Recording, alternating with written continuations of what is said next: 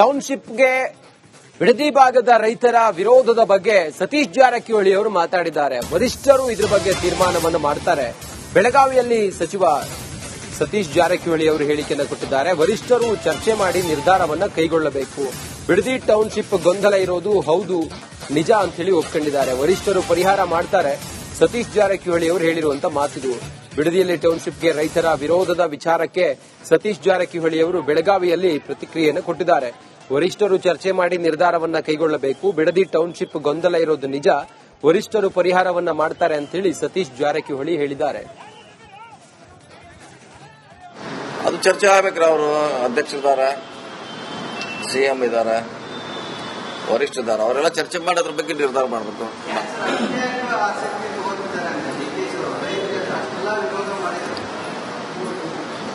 ನೋಡೋಣ. ಈಗಾಗಲೇ ಅದ್ರ ಬಗ್ಗೆ ಸಾಕಷ್ಟು ಪರ ವಿರೋಧ ಸುಮಾರು ಚರ್ಚೆ ನಡೆದಿದೆ.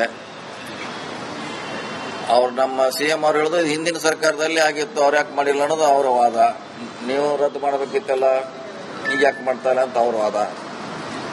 ಸೊ ಗೊಂದಲ ಅಂತ ಇದೆ.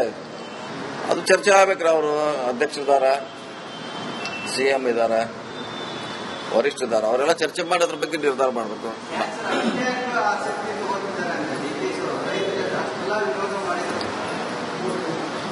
ನೋಡೋಣ. ಈಗಾಗಲೇ ಅದ್ರ ಬಗ್ಗೆ ಸಾಕಷ್ಟು ಪರ ವಿರೋಧ ಸುಮಾರು ಚರ್ಚೆ ನಡೆದಿದೆ. ಅವ್ರು ನಮ್ಮ ಹೆಚ್ಚಿನ ಮಾಹಿತಿಯೊಂದಿಗೆ ನಮ್ಮ ಪ್ರತಿನಿಧಿ ಸತ್ತರ್ ಸಂಪರ್ಕದಲ್ಲಿದ್ದಾರೆ. ಸತ್ತರ್, ಒಂದು ಇತ್ತ ಬೈರಮಂಗಲದಲ್ಲಿ ಪರವಿರೋಧದ ವಾಗ್ವಾದ ಅಂತೆ. ಮೈಸೂರಿಂದ ಬಂದವರ ಮೇಲೆ ಇವರು ಪ್ರಶ್ನೆ ಮಾಡಿದ್ರಂತೆ, ನೀವು ಯಾಕೆ ಬಂದಿದ್ದೀರಿ ಅಂತ ಹೇಳಿ. ಅದ್ರ ಬಗ್ಗೆ ತಮ್ಮ ಹತ್ರ ಏನ್ ಮಾಹಿತಿ ಇದೆ? ಜೊತೆಗೆ ಸತೀಶ್ ಜಾರಕಿಹೊಳಿ ಅವರು ಏನ್ ಹೇಳಿದ್ದಾರೆ? ಸತ್ತರ್. ರಂಜಿತ್, ಬಿಡದಿ ಟೌನ್ಶಿಪ್ ವಿರೋಧಿಸಿ ಈಗಾಗಲೇ ಅಲ್ಲಿ ದೊಡ್ಡ ಮಟ್ಟದಲ್ಲಿ ಪ್ರತಿಭಟನೆ ನಡೀತಾ ಇದೆ. ಕಳೆದ 450 ದಿನಗಳಿಂದಲೂ ಕೂಡ ಪ್ರತಿಭಟನೆ ನಡೀತಾ ಇತ್ತು. ಬಟ್ ಇತ್ತೀಚೆಗೆ ಕಳೆದ ಒಂದು ತಿಂಗಳಿಂದ ಆ ಒಂದು ಪ್ರತಿಭಟನೆ ತೀವ್ರ ಸ್ವರೂಪಕ್ಕೆ ಪಡೆದುಕೊಳ್ತಾ ಇದೆ.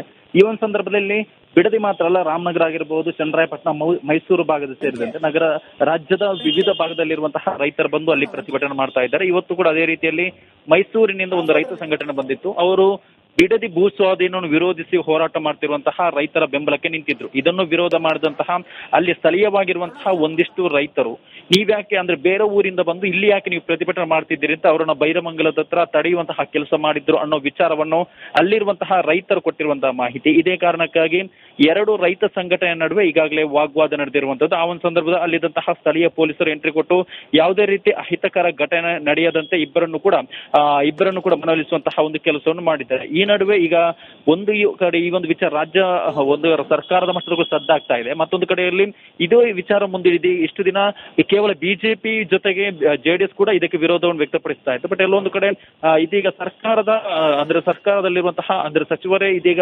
ಆಂತರಿಕವಾಗಿ ವಿರೋಧ ವ್ಯಕ್ತಪಡಿಸುತ್ತಿದ್ದಾರೆ ಅನ್ನೋ ಪ್ರಶ್ನೆ ಕೂಡ ಮೂಡ್ತಾ ಇದೆ. ಯಾಕಂದ್ರೆ ಕೆಲ ದಿನದ ಹಿಂದೆ ಅಷ್ಟೇ ಸತೀಶ್ ಜಾರಕಿಹೊಳಿ ಕೂಡ ಈ ಒಂದು ವಿಚಾರ ಬಗ್ಗೆ ಮಾತನಾಡಿದ್ರು.